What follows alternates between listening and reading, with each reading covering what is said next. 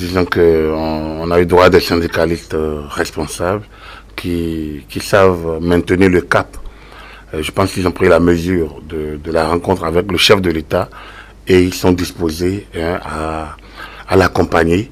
Mais ils ont également leur attente. Je pense que, comme on dirait l'autre, ils ont saisi la main tendue du président de la République et attendent que le gouvernement donne la preuve qu'ils ne se sont pas trompés en faisant confiance au chef de l'État. Je pense que vu ainsi, on peut dire que effectivement, ça pourrait augurer d'un véritable nouveau départ.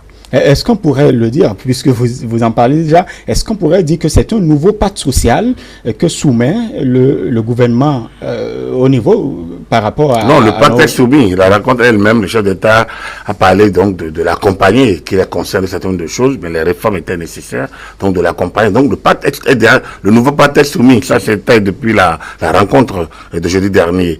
Le problème est de savoir, est-ce que pour dialoguer, comme ils l'ont dit, il faut être deux.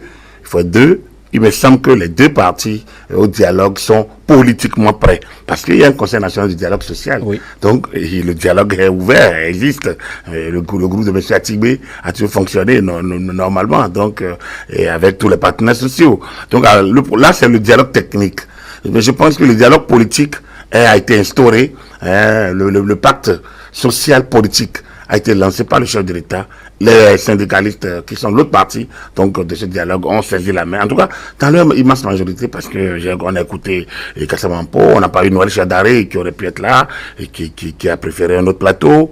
Donc, on met ceux qui étaient sur le plateau, plus que ont su poser la problématique en disant oui, nous acceptons de rentrer dans ce nouveau pacte. Et M. Mampo est resté dans la dynamique qui est la sienne. Mais je pense qu'il ne désespérerait pas quand il verra bien que effectivement le train social avance sans lui, comme d'ailleurs il est avancé face à ses prédécesseurs qui ont dû de temps à autre rattraper. Mais c'est bon aussi qu'il porte la voix de son groupe. C'est un groupe autour duquel dont il est le leader, et en soulevant leurs préoccupations. Peut-être pas avec le même ton, mais c'est un ton propre à ce groupe. Il appartient au gouvernement, donc de savoir satisfaire les différentes parties. Je pense que le chef d'État est resté maître du jeu. Depuis son arrivée, il est resté.